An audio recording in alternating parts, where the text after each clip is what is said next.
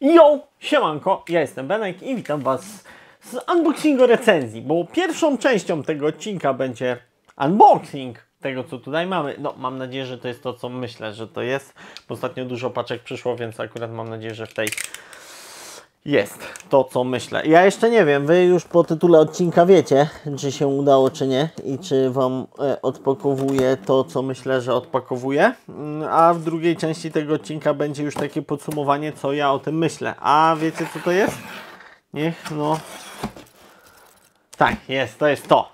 To jest to, ja już wiem, że to jest to. Dobra, to. Wy już wiecie dlaczego, mogę dać na bok. A tutaj pojawia się... Ło, grubaśnie. Kichron K3 Max. I powiem Wam tak, czy ja tego Kichrona sobie wybrałem? Kichron niedawno się do mnie odezwał z propozycją, że właśnie mógłbym przetestować ich klawiaturę. Tak, chyba tego. No i stwierdziłem, że no muszę. Totalnie muszę. Dlaczego? Bo jestem, no jak wiecie sami, uber fanem niskoprofilowych klawiatur mechanicznych. No i taki jest też Kichron. I do tego jeszcze zażyczyłem sobie dodatkowe kick-upy, no bo niskoprofilowa z hot swapem to jest to, czego pragnąłem i to jest to, co zarzucam głównie Logitechowi, że nie jest dostępne. A tutaj, ależ przyjemny ten Banana Switch. Więc stwierdziłem, że muszę sprawdzić jak największą ilość takich niskoprofilówek mechanicznych i wypowiedzieć się na ich temat. I tutaj coś jest jeszcze, aha, tu jest jeszcze set do zmiany kick-upów, więc no naprawdę grubo. I tu jeszcze mam wlepy, wow. Wlepy z Kichrona, ale fajne, bo to nie wygląda jak Kichron, tylko what is the chicken?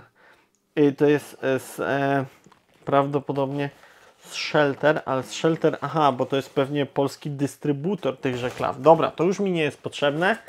Kick-upów też na razie nie będę odpakowywał w finalnej ewentualnie recenzji, czyli w dalszej części tego odcinka się to pojawi. A na razie zajmę się samą klawą, bo to mnie mega interesuje. To będzie moje daily na najbliższe kilka dni. A jak siądzie, to być może na zawsze. Ale chcę naprawdę sprawdzić większość tego, co jest na rynku, żeby wyrobić sobie po prostu zdanie na temat klawiatur. Głównie tych niskoprofilowych, bo na chwilę obecną no takie najbardziej mnie kręcą, bo więcej jednak piszę niż gram, więc no jednak te niskoprofilówki są dla mnie najciekawsze. Swego czasu na Kichronach wszyscy siedzieli, no bo wyglądają elegancko, kompaktowo. I teraz się zastanawiam, po tym jak to pudełko jest malutkie, drobniutkie, czy niezbyt kompaktowej wersji sobie wziąłem. No ale cóż, jestem fanem właśnie małych klawiatur, TKL-ek i tych innych wersji, dlatego też chciałem sobie taką mniejszą wersję wziąć, bo no na pewno full to by dla mnie nie było. Jo, nie mogę, ona jest jeszcze mniejsza. Myślałem, że ona wypełnia to pudełko, ale nie, ona jest taka malutka. No i pięknie. Tutaj mamy jakąś instrukcję obsługi. Make sure, aha, żeby piny dobrze ustawić przy robieniu hot swapa, żeby nie powyginać pinów. Tutaj mamy Quick Start Guide. Co i jak, skróty klawiszowe, mam nadzieję, że jest do tego aplikacja. Oczywiście takie rzeczy jak brak aplikacji, jaka jest aplikacja i tak dalej będziemy oceniać już też w późniejszym etapie. Tutaj dostajemy kabel, bardzo fajny, bo w oplocie dość gruby kabel USB-A, USB-C. Dostajemy dongiel do 2,4 GHz. To też dla mnie było ważne, żeby to była klawiatura bezopóźnieniowa, nie tylko po Bluetooth, bo pierwsze Kichrony mnie na przykład właśnie nie kusiły, bo nie miały 2,4 GHz, miały tylko Bluetooth, albo kabel, albo Bluetooth, więc nie nadawały się do grania. A jednak od czasu do czasu w tego LoL'a lubię zagrać, w związku z tym 2,4 musiało być. Kilka kick-upów takich podstawowych do zmiany, to jest to, co dostajecie jakby z samą klawiaturą. Tutaj przedłużka USB-C, USB-A. Jakbyśmy chcieli sobie dongiel od klawiatury za pomocą tego kabla wyciągnąć gdzieś jakoś tutaj blisko samej klawiatury, żeby nie było jakichś, wiecie, przerw, jakby komputer stał daleko. U mnie stoi na biurku, więc nie powinno być problemu. Jest kick-up puller i jest też keycap i switch puller. Tak, dwie rzeczy. Keycap puller i switch puller też jest w zestawie. I to by było na tyle. No i oczywiście sama klawa, czyli to, co dla mnie najważniejsze. Kurczę, prezentuje się naprawdę bardzo fajnie, wam powiem. Patrzcie, jakie cudeńko. Ona w ogóle mega fajnie mi się podoba wizualnie. To pod tym względem, oczywiście wizualnie to są gusta i guściki. Ona też powinna mieć podświetlenie RGB, więc sobie ją włączmy od razu. Włączmy sobie, teraz jest ustawiony na kabel. Teraz dajmy sobie, o jest tak, jest podświetlenie RGB. Nie wiem, czy wy to widzicie. Nie, ono jest tylko pod spodem, bo mam wrażenie, że te switche, tak, te switche nie przepuszczają światła. Takie nie switche, tylko keycapy. Switche tak, switche się świecą i to widać tutaj od spodu, jak ładnie się to tutaj świeci, ale same keycapy nie przepuszczają światła, więc nie działa na nich podświetlenie w takim kontekście, że literka się nie świeci.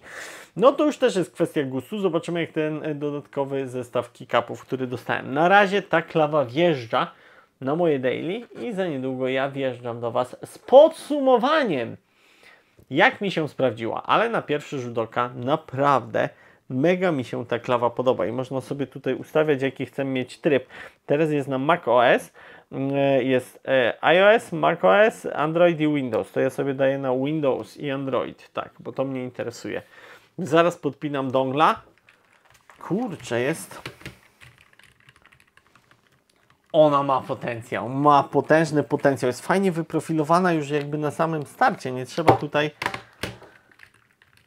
Ja, to może być to może być my next keyboard, chociaż zastąpić Asus Azota, który jest moim teraz daily, będzie ciężko, pomimo tego, iż Asus Azot nie jest niskoprofilówką, ale jest dowalony, a tutaj mamy switche ready, które ja będę sobie też chciał zmienić na banana, żeby sprawdzić, jak to się sprawuje. Dobra, zaraz wracam do Was z podsumowaniem, jak ta klawa się prezentuje, jeżeli chodzi o moje wrażenia. No i jesteśmy 3 tygodnie później, z drobnymi przerwami, ale przez ostatnie 3 tygodnie właśnie tego pięknego Keychrona K3 Max użytkowałem i mogę Wam powiedzieć, co o nim sądzę. A tak w jednym słowie to sądzę, że jest to naprawdę zarąbista klawiatura. Ale nie bez wad. I w sensie wad jako negatywnych cech, a nie, że ceny wad. Nieważne. Suchar na początek. Fun fact, podchodzę do tego nagrania drugi raz, bo już raz nagrałem Wam to podsumowanie, ale trwało 20 minut, więc jakbym to dokleił do unboxingu, mielibyśmy półgodzinny film. Klawiatura jest mała, więc film też nie może być jakiś za długi, więc teraz szybko wrzucę Wam plusy, minusy tej klawiatury, a za chwilę kilkuminutowo nad każdym z nich się rozwiodę. A mianowicie z plusów, wygląd. To jest na pewno pierwsza rzecz, która rzuca się w oczy. Wygląda naprawdę niebanalnie i genialnie.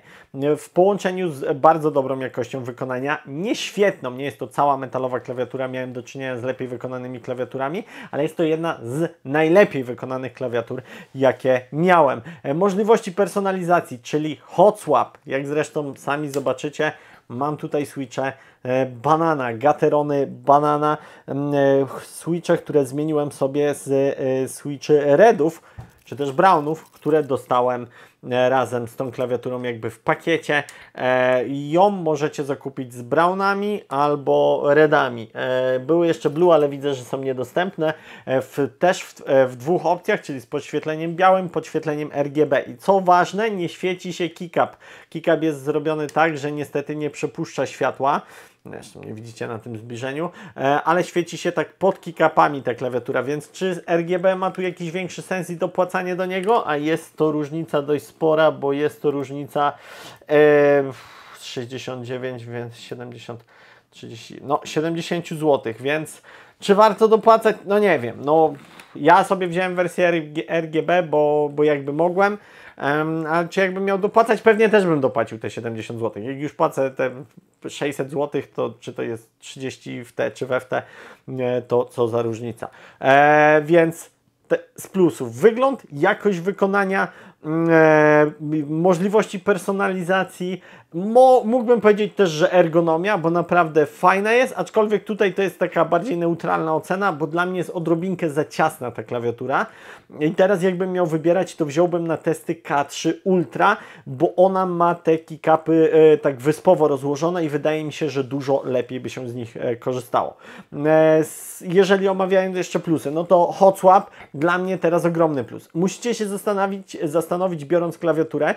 Nie dajcie się w recenzjach wziąć na to, że jakiś youtuber, ja czy ktokolwiek inny zachwyca się nad tym, że klawiatura ma Hot Swap, więc Bożu, jaka jest fajna. No, musicie się zastanowić nad tym, czy jak ma Hot Swap, to z tego skorzystacie. Z drugiej strony jest też taka opcja, że możecie sobie pomyśleć, że no generalnie może na starcie nie skorzystam, ale gdzieś tam kiedyś skorzystam. To też jest spoko myśl, bo ja tak zrobiłem z Azotem i skorzystałem i zajawiłem się właśnie możliwością zmiany switchy i dlatego też dla mnie to jest plus, że jest Hot Swap w klawiaturze, bo podoba mi się ta opcja. Wymieniłem sobie tutaj te switche, świetna to jest zabawa, ale jeżeli ktoś z Was zadeklaruje, że no nie ma szans albo kupuje komuś, to wie, że nie będzie wymieniał, to nie jest żaden plus i dodatkowy koszt teoretycznie klawiatury. No i minusy. Minusy tej klawiatury, jest ich kilka. Po pierwsze brak aplikacji. Jest tylko webowa aplikacja. Żeby się z nią połączyć i bawić się w jakąś konfigurację tej klawiatury, trzeba połączyć ją wtedy, nawet jak macie po 2,4 GHz. Tutaj też do plusów, no, możliwość połączenia po 2,4, Bluetooth i kablu, ale to jest też taki standard, więc to jest raczej neutralna ocena. Możliwość jakby działania w tej aplikacji webowej jest tylko i wyłącznie po kablu, więc dla mnie to jest praktycznie no bardzo mocno utrudniające, nie? Więc jeżeli macie połączone po 2,4 GHz, a zakładam, że domyślnie wiele osób ma i chcecie coś na szybko zmienić w ustawieniach, to musicie otworzyć aplikację webową, podłączyć kabel. Generalnie jest to dość mocno upierdliwie, więc dla mnie to jest minus. Czas pracy na baterii, 2 razy w tygodniu musiałem ją ładować. Byłem przyzwyczajony teraz, że ładuję tak 2-3 razy w miesiącu klawiaturę, a nie 2 razy w tygodniu, więc tu jest ogromny minus, natomiast no, jest to klawiatura bardzo mała, bardzo cienka, w związku z tym no, nie ma tu prawdopodobnie za dużej baterii w środku, no ale też przez to nie trzyma ona jakoś bardzo długo, zwłaszcza jak włączycie podświetlenie maksymalnej jakości, a potem mam to podświetlenie, żeby z niego korzystać na maksymalnej jakości. Podejrzewam, że bez podświetlenia wytrzyma dużo dłużej, może nawet do ładowania raz w miesiącu, bo to podświetlenie jednak najwięcej zżera. Połączenie po 2,4 GHz nie tak szybkie jak na przykład Logitechowy Lightspeed i odczułem to, że czasami lekko lubi się zastanowić. Nie jest to notoryczne, ale miałem takie wrażenie czasami. Też przy włączaniu kompa, nie wiem czy to jest specyfika mojego kompa, że ten dongiel dopiero po zainicjowaniu Windowsa wstaje i czuć klawiaturę, a wcześniej go nie ma, więc jak będziecie chcieli wejść do BIOSu po połączeniu 2,4 GHz, to nie wejdziecie, musicie przełączyć na kabel, więc to też minus. No i największy minus, coś do czego się totalnie przywalę, to jest ten klawisz tutaj na rogu, nie wiem czy go widzicie, ten o tutaj, to jest klawisz do zmiany podświetlenia. Dlaczego? W sensie teoretycznie nie jest to minusem. Chciałem na to wjechać, że to jest minusem ten przycisk tutaj, ale w praktyce można go zremapować za pomocą tego ich webowego launchera, tylko że nie udało mi się to zrobić. Puściła mi cierpliwość po 15 minutach zabawy, bo klikałem, podmieniałem, a jakby ustawienia się nie zapisywały. Nie zapisywały się automatycznie, nie widziałem też nigdzie przycisku zapisz. To też dużo mówi o tym samym launcherze, jak bardzo intuicyjna to jest rzecz. Popracujcie nad tym, Kichron, bo naprawdę puściła mi cierpliwość, że nie mogę sobie po prostu przemapować i kliknąć zapisz i żeby to się wgrało do klawiatury. Nie wiem o co chodzi. Natomiast no już faktycznie w takim przypadku ten przycisk tutaj nie jest minusem, chociaż jakby tutaj był na stałe, no to zdecydowanie wolę tutaj delete'a. Teraz jak mi przyszło do głowy, że można to przemapować, to go sobie przemapuję. Oczywiście kick-upy można sobie zamienić miejscami i voilà, macie delete'a tutaj taki, jak ja go chciałem mieć. Więc kurde, strasznie mnie to cieszy, że akurat ten minus nie okazał się aż takim minusem. No i tyle. Tyle, jeżeli chodzi o tą klawiaturę. No stylowa. Miał ją u siebie MKHBHD, najpopularniejszy no może nie najpopularniejszy, ale jeden z. Polski MKHBHD, czyli nie antyfan. Bardzo dużo osób, które ceni sobie taką estetykę stanowiska pracy, wybiera właśnie Kichrona. No bo trzeba mu przyznać, to jest jego najmocniejszy punkt, bo w przeciwnym razie wydaje mi się, że jeżeli stawiamy tylko no, cena możliwości też jest niezła, no ale jeżeli ktoś nie zależy mu na hot swapie, to ja osobiście bym stawiał na G515, który jest 200 zł tańszy, ma też świetne przełączniki już na starcie, trochę gorszą jakość wykonania, ale lepszą baterię i lepsze połączenie bezprzewodowe i lepszą aplikację. No ale nie ma hot swapa, ale nie ma hot swapa i nie wygląda tak ładnie, nie? Więc to nie jest tak, że to jest killer absolutny ten Kichron, po prostu to zależy, co Ty chcesz dla siebie wybrać. Jeżeli chcesz ładną, elegancką klawiaturę, no to powiem Wam szczerze, to jest to. Jeżeli chcesz klawiaturę, którą chcesz customizować, a jest niskoprofilowa, to też jest mniej więcej to. Jeżeli chcesz klawiaturę, która po prostu ma Ci służyć, długo trzymać na baterii, to może niekoniecznie. W sensie będą lepsze wybory, nawet za lepsze pieniądze i to nawet od tych złych, przepłaconych mainstreamowych marek, więc fajna klawa, ale nie powaliła mnie. W sensie jakby ostatnimi czasy spotykam się na rynku z klawiaturami, które oferują taki stosunek ceny do jakości, że zwalają mnie z nóg. Chociaż one jeszcze, te klawiatury do mnie nie trafiają, bo też na nich mi jakoś nie zależy. Ja jednak celuję w topówki, no a Kichron to legenda. Dlatego chciałem go u siebie mieć i chciałem go sprawdzić. No i się cieszę. I wydaje mi się, że będę do niego wracał. Nie będzie to moje daily, co też jest jakąś podsumowującą oceną tego filmu, bo tak, troszeczkę za ciasna jest ta klawiatura, ale myślę, że dla kobiety, jak ktoś ma mniejsze dłonie, i to by się już sprawdziło, chociaż nie mam jakichś super dużych dłoni. Można też wziąć sobie Kichrona, który jest większy i wtedy to nie będzie tutaj żaden minus. Można sobie wziąć K3 Ultra, które ma wyspowe klawiatury i też moim zdaniem byłoby lepsze. No ale też ten czas pracy do baterii mnie momentami irytuje, więc są takie rzeczy, które to nie jest klawiatura idealna.